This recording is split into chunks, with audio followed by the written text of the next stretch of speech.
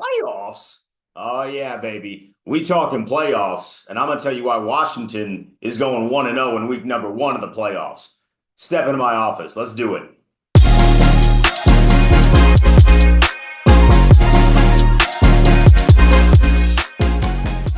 Welcome to Denton's office. We are back after our hiatus, your favorite Commanders YouTube show, and we got a lot to discuss.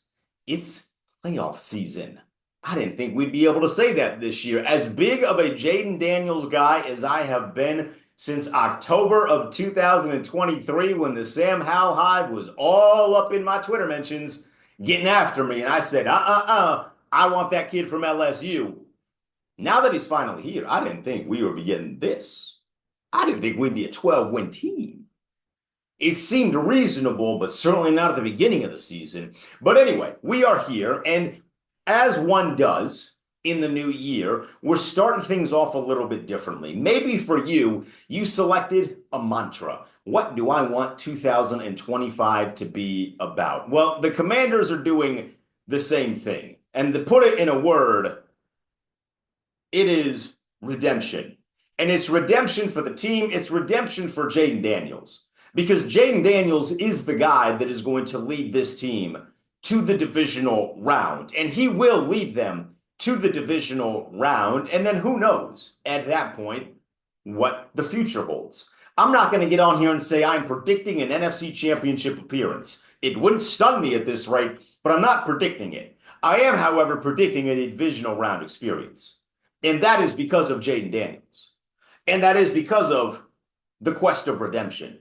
If we are to make a list of all the reasons why Washington is going to beat Tampa Bay, it starts with Jayden Daniels, and then the list is empty. It's Jayden Daniels. It starts and ends there. If I wanted to be silly, I would just say the reason Washington is going to win is Jayden Daniels, and then stare blankly into this camera for the next 10 minutes. I'm not going to do that. My eyes are a little beady, especially with this lighting that's not great, working on it. But I'm instead going to do that in filibuster, because Jayden Daniels is the guy. He has proven to be the savior of the franchise. He is the franchise guy. Biggest question of 2024 has been answered. The team has a quarterback, which they had not had for decades. Decades. They have one now. And he's going to beat up Tampa Bay because every team that he has played twice in a season, in a full game, taking the Dallas thing out of it, but any team that he has played twice in a season, he has gotten monumentally better against. And that first performance against Tampa Bay, I don't even have the stats on the whiteboard. I don't really need them. These are just to showcase how much better he's gotten in second games. But this isn't a statistic-based thing. Because really what I could do is, this was a win. I mean, the Giants, they kind of stink. So these were two wins. This one, L, this one, W. I could just write that. But instead what I did was write down the difference so you can see when Jayden sees a team a second time, he gets monumentally better against that team. Now, there are a lot of different reasons for it. First and foremost, it's your second time playing a team. You know how they're going to attack you. You know some of the schematics. You know what the defense is looking to do. You kind of, at this point in the season, know your strengths and your weaknesses, how to get to your strengths, how to avoid the weaknesses. But on top of that, one of the things that many of us loved about Jayden Daniels, if you are a bit dorky, like I am, the VR stuff. VR stuff's been really quiet this year, hasn't it? We haven't really talked about it because he's winning football games, and the general consumer of the Commanders does not give a rat's ass about Jayden Daniels wearing a headset on a Tuesday. Doesn't bother them at all. I think it's awesome. And I think that's what you're going to see, sort of the benefits of that. Not only have you seen them physically, know what they're about defensively, know how they want to attack you, you also now have the benefit of being able to train for that for the course of this week. Having been there already, slap that VR headset on and then get after it because you're going to their place again. So you get to see them twice in the same venue, only this time you know what that venue is. And only this time you're used to the speed of the NFL game as evident in this Philadelphia game. Best game of the season. Why do I have the Giants up here? Because if you look at one particular number, we'll focus on QBR. Prior to that Eagles game where he threw Not one, not two, not three, not four, but 5 touchdowns. His best game QBR wise was that second time against the Giants. He went from a 41 QBR to a 95.7 QBR. I said this was his best performance that I had seen up until this one. Thought this might have even been just a smidge better than that Cincinnati game. The Cincinnati game had bigger stakes, bigger moments. You're on a bigger stage. But this game was his best decision making.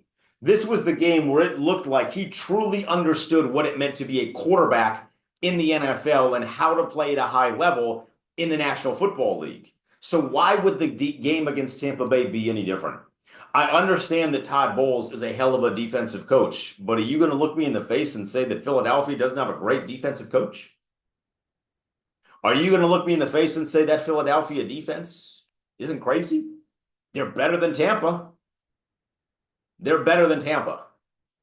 Jayden's first performance against Tampa Bay, to me, was solely based around the fact that he was not used to being an NFL quarterback. He was very much in, I'm going to look one read, I'm going to tuck this thing, I'm going to go. Whereas now, he's doing one read to two read to three read to now I'm going to run to see if some guys can get open. If they don't get open, I'm going to tuck this thing, I'm going to run. That puts the defense in a really tough spot, man. That puts the defense in a really tough spot. This guy is our hero. He is Superman. Superman feels like it's underselling him, sure, but that is the best comparison for what he is without getting a little blasphemous. I don't want to get blasphemous. I don't think Jayden wants me to get blasphemous on his behalf, so we'll just stick with the Superman bit. But Superman feels like it's underselling him because what he did against them, what he did against Atlanta, doing that, that's the takeover gene. That is the it factor, the X factor, whatever you want to call it. That's it. He has it. And Tampa Bay, in my humbled opinion, is not good enough as a football team to overcome the it factor. The biggest key for Washington is that everyone else has to be on the same page as him. The drops cannot happen. He's top 10 in drop passes this year. Top 10. He's thrown a lot less than some of the other guys on that list. You can't drop the football.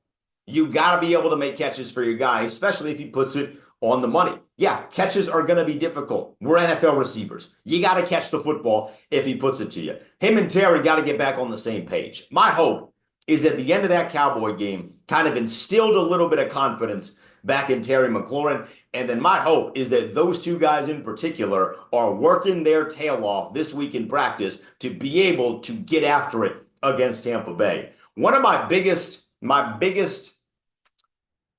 locks, shall we say. I hate using the word lock. I do some gambling stuff. I don't like using the word lock. But one of the things I'm most confident in is that Terry McLaurin has a bounce back game with Jayden Daniels against Tampa Bay's defense because he's seen them as well. And now those two guys are much more familiar with one another. And finally, if we're doing the keys bit, I need Marshon Lattimore to play. I need Marshon Lattimore on the field. I don't care if it's Marshon Lattimore with one leg.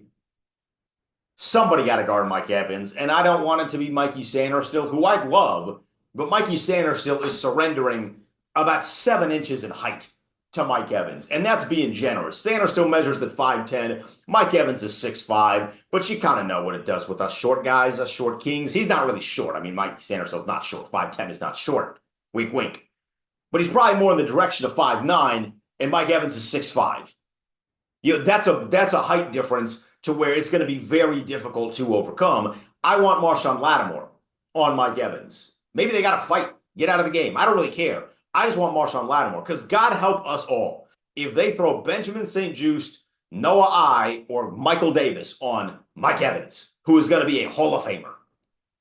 A one-legged Marshon Lattimore is better than that. So I need that dude to play against one of his fiercest rivals. But that all is secondary to Jayden Daniels in his quest for redemption. They're going to win.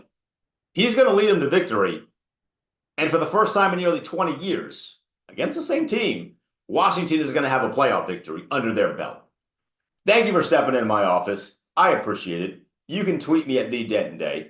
Tweet me your thoughts. Hit me in the comments section. Subscribe if you haven't already. and then respectfully, get out.